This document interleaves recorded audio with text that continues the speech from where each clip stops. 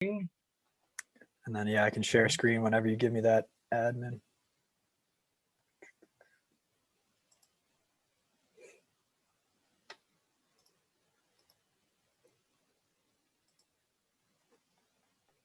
Okay, you're the host now. Perfect.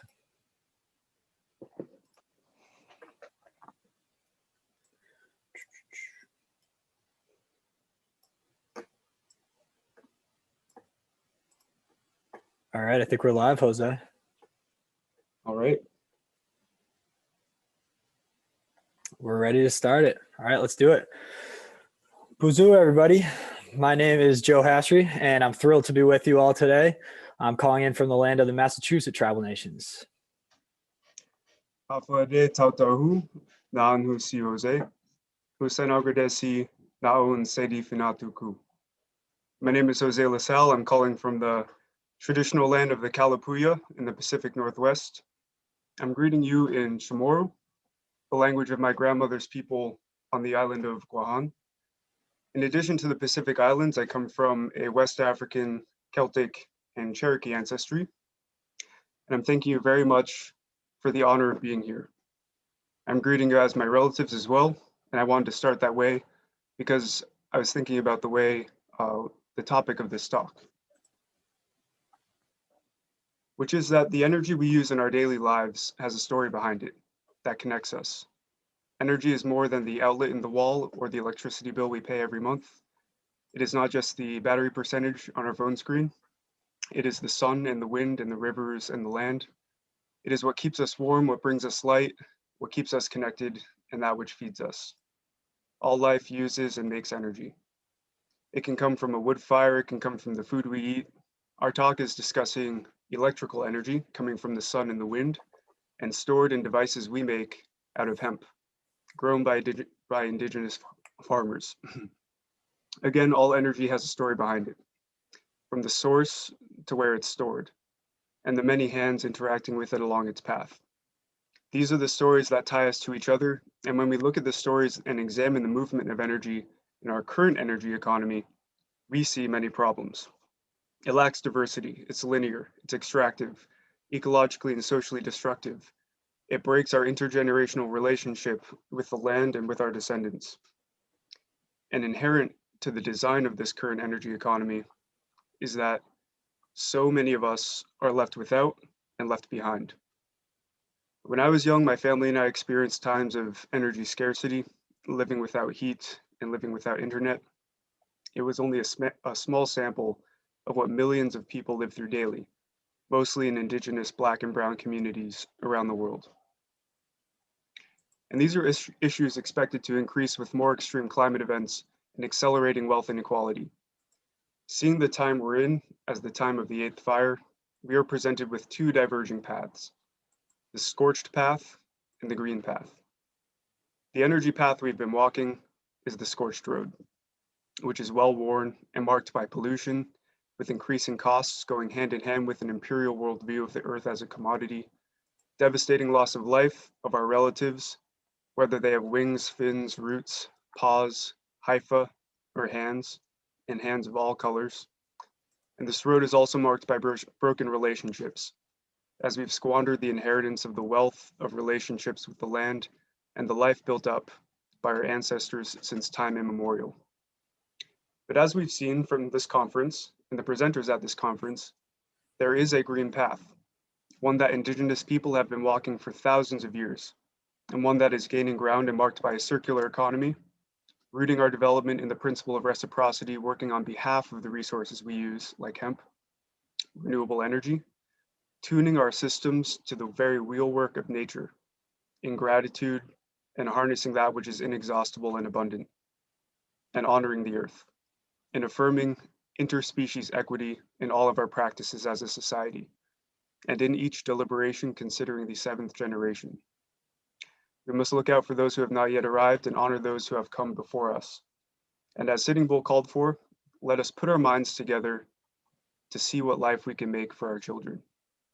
So we're here to answer that call, to talk about this green path and what Winona refers to as the new green revolution, and how we intend to make hemp-based energy storage technology a cornerstone of this revolution.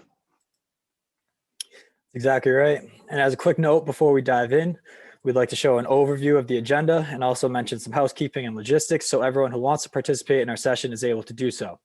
So first, we'll briefly describe who we are and the mission at the core of HempX. We'll talk about the energy industry in general, including the growing adoption of renewables, and then discuss some of the major problems our society is currently facing with today's technology. From there, we'll talk about HempX's potential to serve as a holistic solution to these challenges by working to build a green energy economy that's rooted in a socially and ecologically regenerative materials economy. We have a demo to show you as well, and then we'll end with our outlook on the opportunities that exist to commercialize our tech and make it a reality. We're going to try and make this as interactive and engaging as we can in this virtual environment. We wish we could be in the same room with all of you sharing this together, but for now, this will have to work. We'll have some open response type questions and multiple choice polls throughout the talk, and we ask that you give your responses in the chat on the Evenium platform, and we'll read some of them back to you to share with the broader group. We'll have about 20 minutes for Q&A at the end, and on top of that, we'd love to hear from you after this hour that we have. So you're welcome to reach out to us directly after the presentation through our contact info, which we'll leave for you at the end of the presentation as well. So a brief note about my background. I studied electrical engineering at the University of Massachusetts Amherst, graduating in 2016. For my capstone projects, I developed a graphene supercapacitor and founded an interdisciplinary green building initiative to construct self-sufficient buildings, natural buildings on university campuses. This awarded me the UMass Sustainability Research Award. From there, I've worked as an entrepreneur at startups here in the Pacific Northwest, developing water filtration and high efficiency building systems. And after experimenting with Winona's hemp for a year and yielding significant results, I founded HempX at the start of 2020 with Joe and our other co-founder, Alex Nichols, to develop and commercialize this technology. Joe's been one of my closest friends since childhood and a core member of the team who has always had a shared drive and vision for the future. So off to Joe. That's right. Yep. Growing up alongside Jose from our hometown through UMass, and now, to today, this quest for social and environmental justice has been a major motivation for me personally in my own life as well. Professionally, I come from an accounting background, starting my career as a CPA, and I'm now applying my finance and accounting skills to grow the business side of HempX as the COO and CFO. Our third founder and VP of engineering, Alex Nichols, has over 8 years of cumulative startup experience and connections from working in and leading various engineering-focused teams. Diane Danielson is a business advisor of ours, who's a former CMO, COO, and attorney. Nikolai and Alexandrowski, our other business advisor, has extensive experience in the startup space in Copenhagen and Europe at large, with a sharp focus on the circular economy. Brian Jing, technology advisor of ours, is a material science and engineering PhD candidate at UIUC who has published in the field of battery chemistry. John Nicholson, another technology advisor to us, is the facility manager at UMass Amherst Institute for Applied Life Sciences and is experienced in energy research techniques.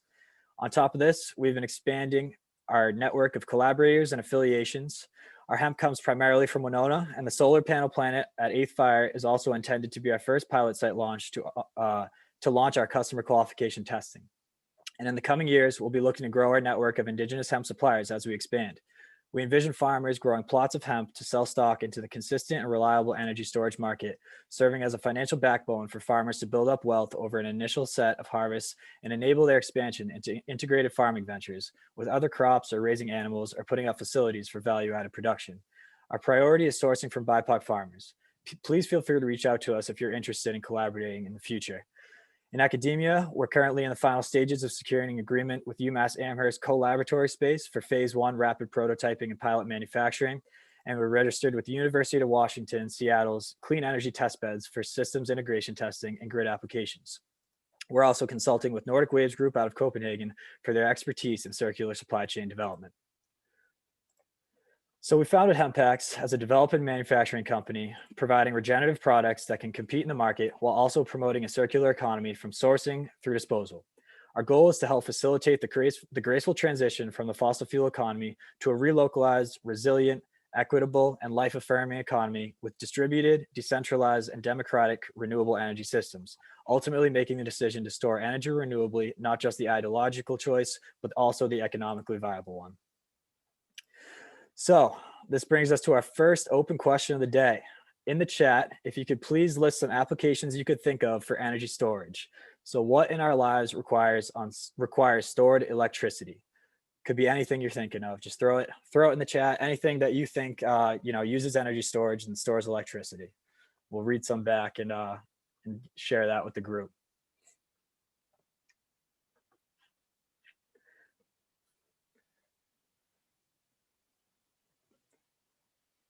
All right, so we see computers, Bitcoin specifically, definitely. Jason, that's a big one. Thank you for that. Solar, photovoltaics, yep. Solar. Batteries for sure. Phones, computers, car batteries, that's a huge one.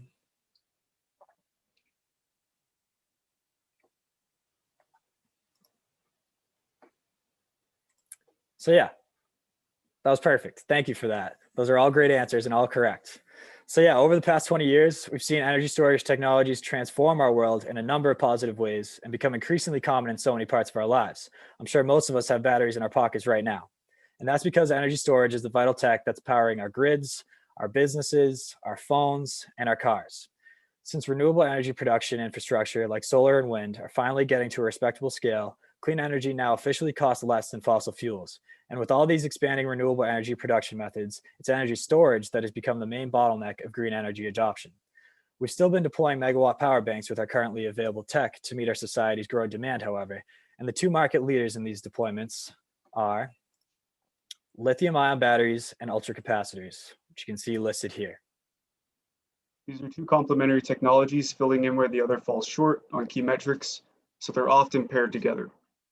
The lithium-ion battery can pack a lot of charge into a small space, but it charges relatively slowly, doesn't have a long lifespan, can cause dangerous chemical fires, and is poorly recycled today. LIBs are commonly used in grids to pair with intermittent power generation from renewables like wind and solar. They're also a standard use in electric vehicles and portable electronics. Ultracapacitors, on the other hand, may not pack the energy density that lithium-ion batteries do, but they charge up extremely quickly, last millions of cycles, and are incredibly safe. However, they too, the current ones at least, have poor recyclability. UCs are increasingly used in grid leveling, where they handle the quick bursts of energy coming to and from the grid. They're also used in regenerative braking in your electric vehicles, capturing energy from deceleration in quick bursts of power that lithium-ion batteries cannot handle. They're also widely used in electronics, as well as the new styles of fast and frequent charging for public transportation buses. The key point here is that billions of these cells are produced annually, with expected exponential growth to power these markets. Mutually arising with this, however, is an exponential growth in the issues accompanying these technologies and the energy economy as a whole. So off to our next question. What are some of the problems? You're welcome to answer, post these in the chat. What are some problems you may know about or have experienced with the current extractive energy economy, whether that's from batteries to fossil fuels, fracking, pipelines? What are some of the key salient issues that are facing us when it comes to our current energy economy? Feel free to throw some ideas out there in the post.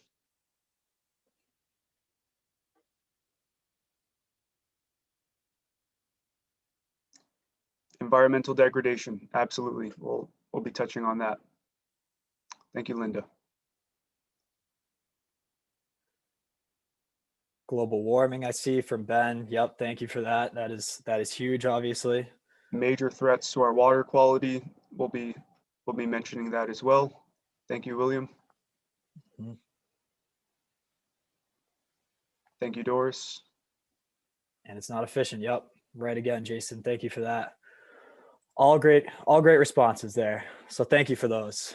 And feel free to keep throwing them in the chat if you want as well. So these are all monumental challenges that we need to overcome as a people. And the issues being created by our current energy economy are pervasive.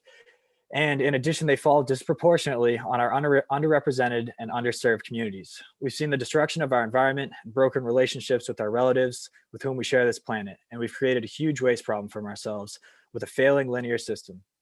The tar sands and pipelines threaten freshwater lakes in Monoman, along with all life tied to water ecology. As many of you know, Line 3 ruptured almost exactly 30 years ago onto the Prairie River, spilling 1.7 million gallons of crude oil that devastated the area.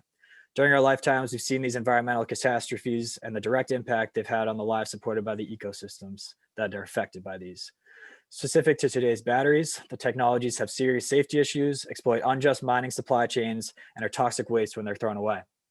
The billions of batteries that Americans throw away currently comprise roughly 20% of the household hazardous materials in our landfills and have been the cause of a growing number of dangerous fires. While there's a concerted effort around the world to find effective ways to recycle lithium-ion batteries, even these recycling processes themselves, like smelting and leaching, are not always exactly clean and are very capital intensive. The extraction practices related to ultracapacitors are slightly less socio-environmentally damaging than lithium battery mineral extraction, but most ultracaps still employ harmful carbon mining in their supply chains. All of this creates a very messy problem in the world of clean energy as it feeds directly into a degenerative linear economy.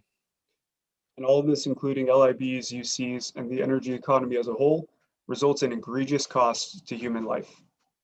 For example, in recent years, the extraction practices to obtain cobalt in the DRC, Democratic Republic of the Congo, have been linked to dangerous conditions for workers, child labor, and armed conflict. Minority and low-income neighborhoods and communities in transition are disproportionately targeted by industries that follow the path of least resistance when deciding where to locate their hazardous waste sites and other polluting facilities, as is evident, for example, in the mess left behind by the uranium mining in the Diné territory. Another example, for 35 years, the Navajo aquifer was tapped at 1.3 billion gallons every year just to move coal. The Black Mesa pipeline used 3 million gallons of water every day to push powderized coal through their pipelines. Some in the audience may have even lived through to see the desecration of this firsthand, and may have even experienced the desertification and vast reduction of food production as a result, while not receiving even a milliwatt of power generated by that coal and uranium, as energy scarcity, as many of you know, is rampant on the res. And as a result of this scorched earth path we've paved for ourselves, we've made ourselves and other species and future generations increasingly vulnerable to extreme climate events. On top of this, we have an unacceptable problem of murdered and missing Indigenous women near man camps working on the tar sands pipelines and fracking. So how can we even quantify all of this harm done in all of this? Well, many don't even ask that question because many don't even see it. Our society is structured to import energy and export injustice. And all that imported power tends to be kept in the hands of the plutocratic class in our society, who will likely be the ones to keep their lights on as extreme climate events continue and energy becomes more scarce and more costly. We can only expect these problems to intensify exponentially if we remain on the current track that we're on. So, if our current technology options that could enable us to walk the green path are underperforming and unsustainable, our question then becomes, how can we keep pace with our society's energy storage needs and find a viable alternative that solves the sourcing and safety problems while also contributing to a circular economy of both energy and materials? This is where we get to the good parts. Just as we did not leave the Stone Age due to a lack of rocks, we need to make a radical transition in our materials economy and energy economy, away from destructive mineral mining and into regenerative practices. We believe HempX can play a key role in the booming energy storage market that we're seeing, while also addressing the harm created by today's tech with our solution that can power our journey on this path. Our solution is the HempX Power Cell. It is a bio-based material that has cutting-edge performance to fill in the gaps left behind today's LIBs and UCs. Our key ingredient is what we call hempaxium, which is a material derived from hemp stalk biochar. Many of you in this conference are familiar with this. This exhibits incredibly high energy density due to this phenomenal property latent and inherent within the hemp fiber itself, which is that it has an incredibly high crystalline structure of the cellulose. As in, when you look at the molecular structure of the cellulose of the carbon of the hemp stalk, it's highly ordered, and it's also highly consistent. We combine this with a non-flammable electrolyte to produce a cell that is showing industry standard performance as well as improved safety. So for a quick rundown, we have three main differentiators with our solution. First, performance. Our energy stored in a given weight and volume is on the cutting edge of the industry, making a competitive solution for grid transportation applications and enabling the adoption of renewable energy as a whole. Second, a localized supply chain. We're minimizing costs and carbon footprint by sourcing locally and disintermediating the environmental, social, and financial costs tied to conflict mineral sourcing for lithium, nickel, cobalt, and carbon. And third, a circular economy. Hemp is our input and biochar compost is our output once the product is spent, thereby averting landfills and circulating right back into our supply chain, all while sequestering carbon through the process of farming hemp itself. So when it comes to high volume production of these cells, because we know that this is a monumental energy problem that we have in front of us, and we have to reach scale, as Winona says, in order to meet that challenge, we have the advantage of decades of industry development for the roll-to-roll manufacturing that allows us to have a seamless drop-in integration of our material. This is the cylindrical cell, the fundamental building block of most power packs on the market. A Tesla EV battery module, for example, contains around 4,000 of these cells. Grid-scale power banks also contain thousands of these cells. We will be leveraging this precedence to offer hemp packs as a one-to-one product replacement for our customers, using this consistent form factor and standardized high throughput manufacturing equipment. This will allow us to accelerate our time to market while also reducing variability and increasing safety in our products as we provide it to the market. So we're excited to show you this too. We've made hundreds of prototypes, and here is an example of our latest in action. This is a 15-second time lapse of our coin cell prototypes illuminating an LED for 3 minutes after only seconds of charging. So Joe, feel free to replay that again. The 3 key points here are that our prototypes exhibit high energy density as they pack a lot of charge per given mass and volume, high power density in that it charges in seconds very quickly, and excellent cycle life, and that these will still perform after going through many thousands of cycles over many months. And you can imagine scaling these up to high shipping container size deployments for a local community microgrid, which we'll touch on later. We are positioned well to actually serve in that space. Exactly. And so with this technology you just saw, we plan to work hand in hand with the growing hemp economy with a specific focus on the tribal hemp economy. Revitalizing local tribal economies and reaffirming our respectful relationship with land and life are core values for our company. And the pillars on which our mission is built are to 1, provide grid energy storage to any and all communities for 100% renewable energy. Revitalize inclusive regenerative agriculture and materials economies, particularly on tribal lands. Embody a circular energy agriculture economy through sustainable sourcing and cradle-to-cradle end of life. Create fair wage jobs in diverse local and rural communities. Reaffirm the respectful intergenerational relationship to land and life, which has been lost to a large extent. And finally, facilitate the cleaner electrification of transportation, including passenger EVs and large commuter transit. These values are what drive us at HempX, and we'll look to these values to guide our business decisions as we continue to grow.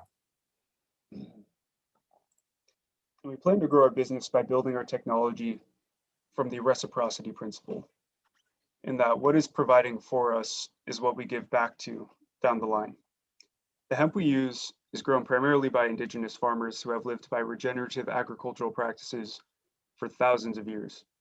And as we mentioned, most of our hemp comes from Winona, and I've learned a lot about how to have relationship with the plant in listening to her and people in this community at the conference. I've learned it is on us in working with this plant to restore the relationship and then scale and rebuild and reindustrialize our society for working class folks.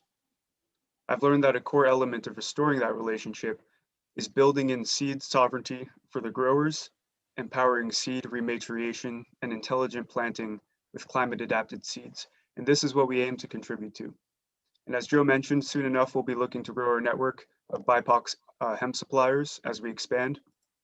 And we hope to see farmers selling stock to us into the energy storage market, and from there building out integrated farming ventures with that wealth to grow the variety of locally and regeneratively sourced food for their communities, contributing to the food sovereignty of their communities.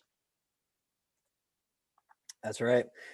And so now, not only is there this growing industry of great suppliers, what's also great is that the inputs into our HempX technology are actually considered a byproduct or waste for most of those suppliers. For the majority of commodities growers are looking to produce right now with hemp, like seed and flour, their waste is our use, which is the stock of the plant. For many hemp farmers, the stock biomass is either used for compost or it's a nuisance left in their fields that we'd be more than happy to take off their hands.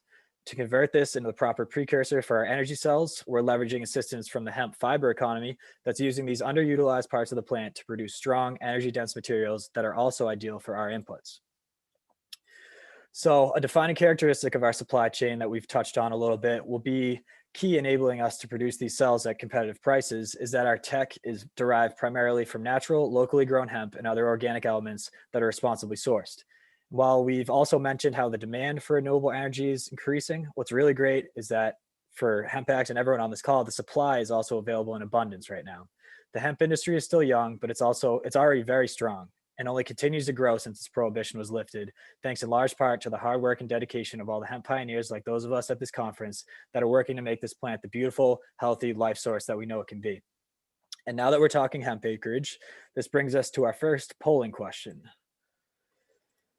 So, how many acres of hemp do you think are required to power the city of Boulder, Colorado? And you can submit your guesses by typing A, B, C, or D into the Evenium chat. And that chat is on the bottom right hand of your screen. Again, just throw out A, B, C, or D. A is 1.2 million acres of hemp. B is 76 acres of hemp. C is 6.8 million acres of hemp. And D is 12,000 acres of hemp. So feel free to throw whatever you think out there in the chat. And this is again for the city of Boulder, Colorado. We're thinking how many acres we think it'll take. And again, this is for providing 1% of the energy storage needs of the city. So yeah, feel free to throw in your wild guess, or if you're somewhat familiar, feel See free some to A's, some calculate it. B's. Oh, Jason changed his to D. Okay. Second thought. All right, we'll give it another couple seconds here. Yep. Any more guesses? Okay. So the correct answer, nice. Peggy got it in just nice. Yeah, most And of you guys are William, on it. yeah. The correct answer is B, 76 acres. In the form of fiber, Doris. Keep in mind these are rough extrapolations and not exact, but they paint the picture. The amount of energy storage needed for a town is calculated to be about 22 hours of typical energy use. And for the use of an ultracapacitor power bank for grid storage, let's say it provides just 1% of the energy needed for those 22 hours. So again, this isn't providing the entire energy storage of the city. This is just 1% of its needs using ultracapacitors. So this is mainly also to handle the quick bursts to and from the grid and renewable sources like solar and wind, like I mentioned before. So it turns out that all of the poll choices are answers for these power demands at different levels, the 4 different levels shown here on the screen. For the city of Boulder, Colorado, requiring 10 megawatt hours in our example, you will need 76 acres of hemp to make the HempX ultracapacitors to meet this demand, all the while sequestering 2,000 metric tons of carbon. You need 12,000 acres for the state of Colorado, which would sequester almost 250,000 metric tons of carbon, and 1.2 million acres for the United States, which has roughly 152 million acres of arable land, much of which would benefit from hemp farming, as it has been depleted due to monocropping, industrial ag, and the decimation of buffalo populations. This would sequester 24 million metric tons of carbon, equivalent to 1 million combustion engine vehicles off the road for 16 years. And for the entire world, that comes to 6.8 million acres out of 6.6 billion acres of arable land, roughly 1/1000th of the arable land. Remember, this is a rough estimation to communicate the scale required for just 1% of energy needs filled with ultracapacitors, but it also communicates the positive impacts it would have for the relationship between the farmers and the land as it relates to the carbon sequestration, job creation, and economics. That's right. So now that we know roughly how much hemp it would take to produce 1% of the world's energy, let's talk for a minute about the other methods experts are predicting will be producing this energy for the world in the near term. So we all know how important the renewable energy market is, and international policy is finally coming around to this as well. This shift has been evidenced across the globe, and there's been heaps of recent legislation that's been focused on the production of clean energy.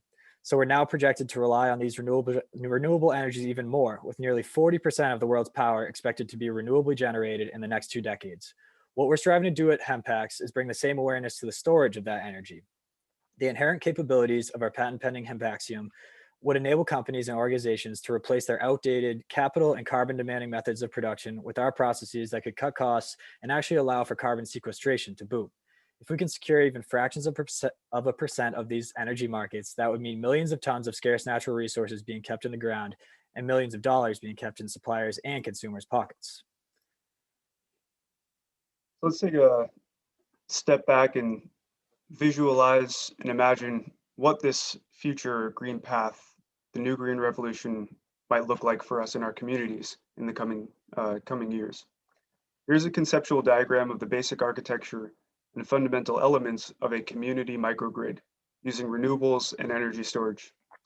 The key term you'll hear in the industry here is DER, or distributed energy resource, which can be an energy generation system like windmills and solar panels you see here on this diagram, or energy storage systems can be a DER, such as what HempX develops, represented by the battery bank right next to the solar farm there. An essential component is the central controller, which is an automated hub that routes power to and from the different places based on need. The controller will route, for example, if there's excess energy being generated by the wind and solar farms, and all of the houses and businesses are getting sufficient power, the controller will route the excess energy to the power bank, and vice versa.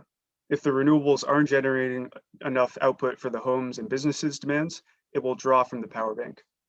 The controller also interfaces with other microgrids or the main power grid, with the potential to buy and sell or gift energy to and from others. This architecture is empowering because it allows local democratization of electrical power, rather than centralized control by regional utilities. Additionally, it is incredibly resilient and it is safe. It employs a clean, renewable energy and minimizes the need for mineral mining and deforestation to feed the power line industry. When communications are brought to new communities in the world today, we don't deploy landline phone lines. They use cell phones. In the same way, we shouldn't be routing power lines over vast distances to remote areas. We'll see more microgrids being deployed over the coming decades using local climate-adapted DERs. I personally love to see most of these power lines we have in the world today converted to hanging gardens, but that might be just me. And as a final note on this, I believe in some tribes, such as the Haudenosaunee up in New York, have deployed their own local grid. And I believe White Earth has the same intention. Once we go to market, we intend to facilitate tribal energy sovereignty with HempX power cells used in community microgrids. And so if your community is interested in this, we welcome you to reach out to us. Right. And so with this technology, there's a couple different ways that we can, bring this to market and start spreading this to more people.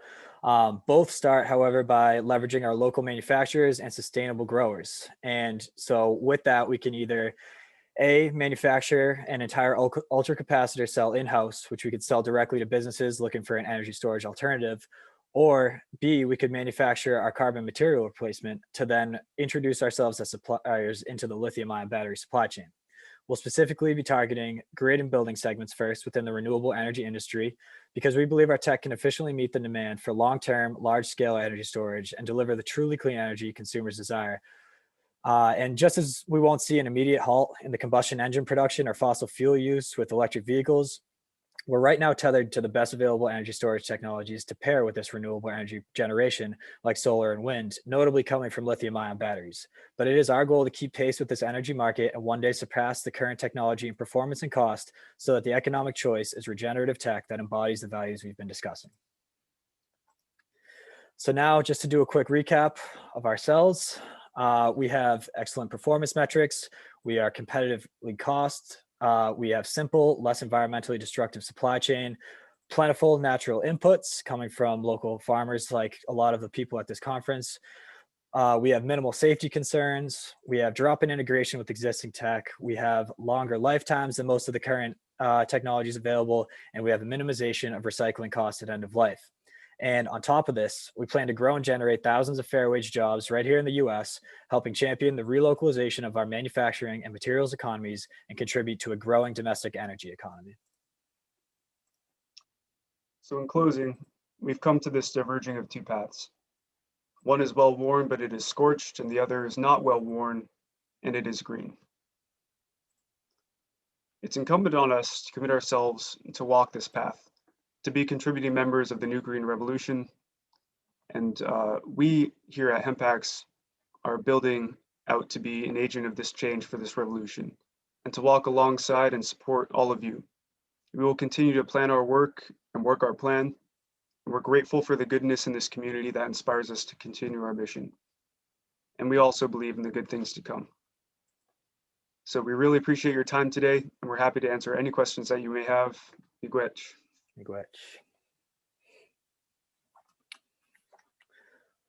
So yeah, Q&A now. We got 20, 25 minutes for Q&A. So please feel free to throw questions in the chat, and we can kind of go down and try to address them one by one. I see one from William. We have, what is the largest prototype project you have tested? So far, we've tested on the watt-hour scale. And so that's, you can imagine,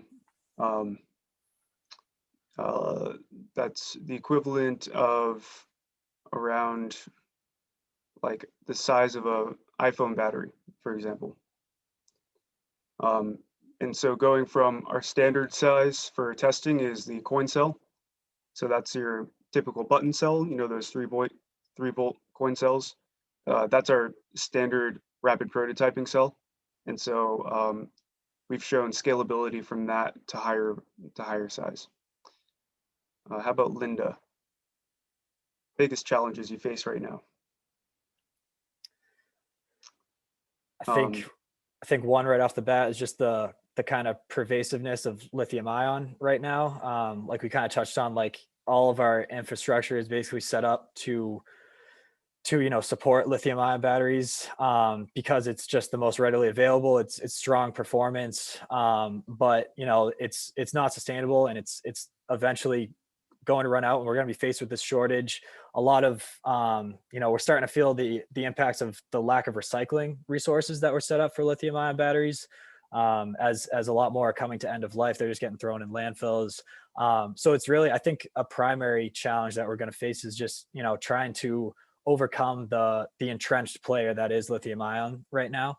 But we're hoping, that's why I kind of touched on briefly how we can kind of work ourselves in with lithium ion as it currently stands and try to phase it out, because I think Jose made this reference too, like electric vehicles are on the rise, but they're not going to take over the fossil fuel powered vehicles that are on the road overnight. It's going to take years, and it's going to take some time. That's kind of the similar approach that we're trying to take with energy storage as well.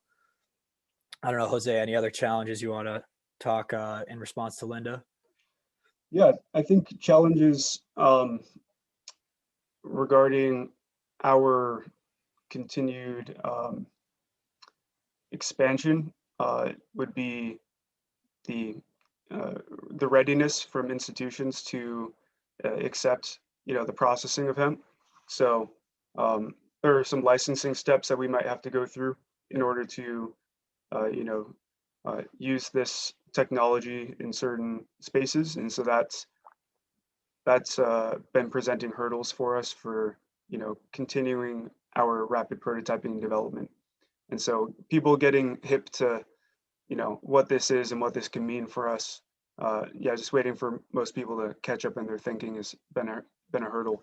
So to answer Jason's question, I'm going to punt that one to let's talk offline about the use of what electrolyte and anode cathode additives we use. This is it touches onto our proprietary work, but that's what we discuss under NDA. So I'd be happy to talk with you further on that. Pamela, on Mitlin's work, yes. So Mitlin did a phenomenal thing for the world in that he proved the idea that hemp can be used in this way. He's done he's built his work off of a lot of work in the past of, any biomass can be converted into an activated carbon. And he showed that hemp has a phenomenal, has phenomenal precursor properties that lends itself to a really good carbon material. And so, yes, we certainly read his work. However, our technology, we would consider it a minimized approach.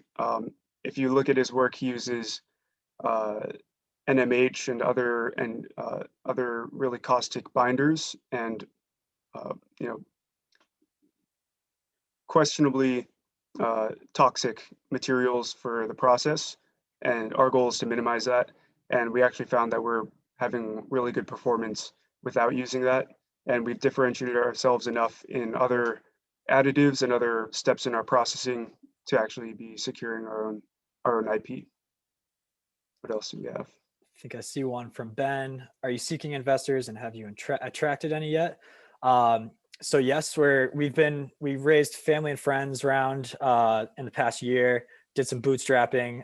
We're currently in the process of applying for some SBIR grant money. And we're also looking to secure seed funding this summer as we get into our phase 1 prototyping. So if you have any connections, Ben, would love to hear from you. So feel free to reach out after as well. All right. So from William again, what would it take to collect, store, power a modest home? R&D, investment, production. How far are you from that scale? The Tesla Powerwall is probably the closest thing to a market available solution that people can buy now to pair with their solar generation, or even to buy electricity when it's cheap at night. So a Tesla Powerwall is anywhere from 7 to 10 kilowatt hours. And so for us to get to that scale, we're currently in the final steps of getting into UMass Amherst, where we can produce more cells at a high volume and aggregate them together into module packs. From there, we send them over to University of Washington, Seattle for the systems integration testing, where we can test at grid scale, home grid, municipal grid. And so stay tuned on that. In terms of climates, Peggy's question, climates, cold, extremely hot, humid, dry. So far, we've just stored and tested at room temperature, but we have another consultant of ours. He's a former NASA battery engineer who has testing facilities. We'll be sending him samples very soon here to do environmental tests. And so stay tuned on the environmental tests as well. But based on the chemistry that we're using, this has incredibly high range for temperature and humidity. So we're very confident from our initial results that we'll have a product that can be used in many climates, cold or hot, dry or humid. Mm-hmm. Thank you for all these questions, guys. I think we have about 15 minutes left. Feel free to keep them coming, or I don't know if we have anything more to show, Joe. We could maybe pull up slide 34. Yep.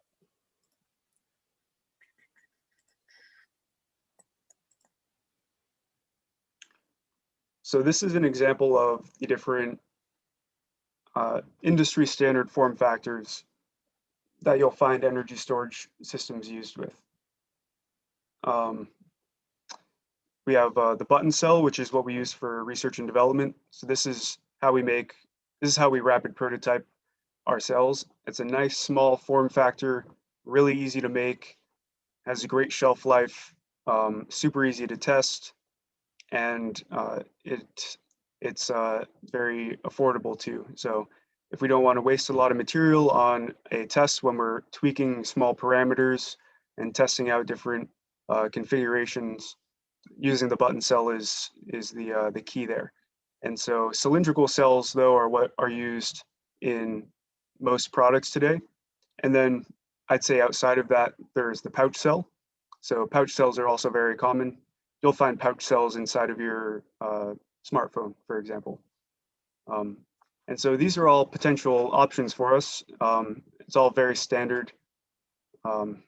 These are all very standard form factors that we can integrate into. So Doris has a question, and when houses are made out of hempcrete, we'll need the batteries for far less tasks. Absolutely, yes. If you have proper insulation, then you can employ passive design. Right, won't need to draw as much, heat and cooling into the homes, and that's I think that kind of touches on like this ideal kind of future state that I think a lot of the people at this conference can kind of look forward to is we got a house built with hempcrete, insulated with hempcrete. You got a hemp-based power cell there to store the energy and supply some energy into it. And it quickly becomes a carbon negative footprint rather than a lot of the homes today that are, so carbon intensive. And just a little hemp community sounds pretty cool to me. So William's question, are you groundbreaking, or are there others looking at hemp storage? There are indeed others looking at hemp storage. From what we've seen published, we are groundbreaking in our metrics for energy density. And we also believe we're groundbreaking in terms of the additives and the components that we decide to use that keep us basically as a non-toxic electrode material that can be used as a biochar compost. Once it's done, we'll be doing testing on that in the future for environmental fate and compostability. But our main differentiators are our recipe, our ingredient list, and the compostability. How long does the charge last in a button cell? So that's, I think the most basic answer there is, what is the energy density? And so that much we aren't, at liberty to give away right now, but they last quite a long time. We can talk offline about this. But yeah, our metrics are industry standard, I will say. So we can talk more about that. Are they rechargeable? Yes, they are rechargeable to, so far we've been testing tens of thousands of cycles. For reference, a lithium-ion battery lasts around 1,500 cycles before it loses 80% of its coulombic efficiency of its original charge. And so, yes, they are rechargeable. They are very rechargeable. And that's one of the benefits of using ultracapacitors, is they have a long lifespan of charging and recharging. See, Doris asked, can hemp like this be used to make solar panels? Good question. It's a great question. I'll leave that one floating. Yeah, I don't have an answer on that one. It'd be pretty cool if it could. I'll leave that one floating. So Jason, if we take better care of our biological cells, we'll become less reliant on material energy cells. Absolutely. Love that. Mm-hmm. Tune into Jason's session tomorrow morning to hear more about how we can take better care of our biological cells too.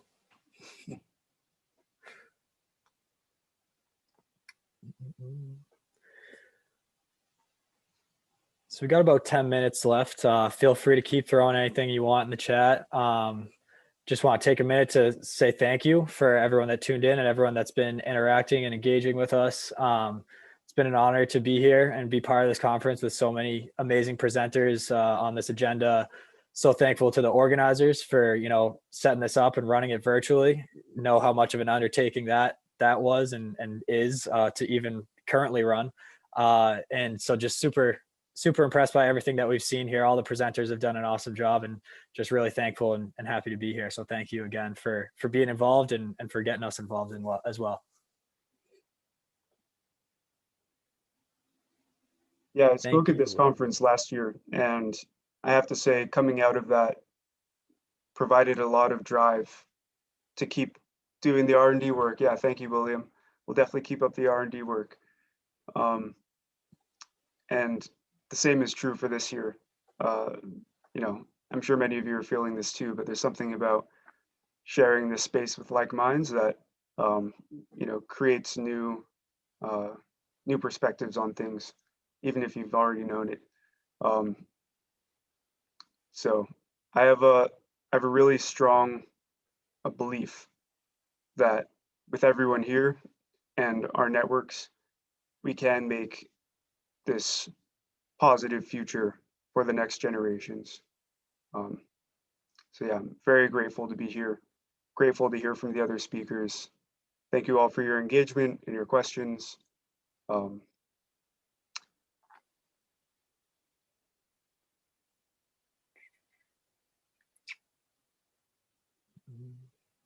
Looks like we got one more question from Peggy came in. Where are you making the power cells at? How much are they? We aren't selling them yet. Not yet. To be coming soon. But we're making them in Corvallis, Oregon at the moment. And we plan to go to UMass Amherst. That's our intention. We're going through final steps there in compliance with the use of the plant. But yeah, Corvallis, Oregon for now, and then high throughput R&D and pilot manufacturing at UMass Amherst core facilities in the future. And then building up our own facility out from there, ideally located nearby local hemp farmers. That's funny. Too bad I want one. Well, soon enough. Yeah. Customer number one will be Peggy. Thank you. Thank you for the interest.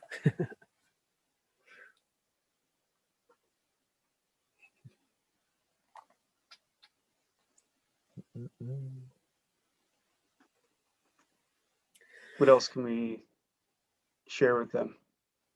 Yeah, we got 7 minutes. Maybe we can leave the final slide up. Contact info. Yeah. Yeah, here are emails again. Please feel free to reach out after this. Would love to hear from you.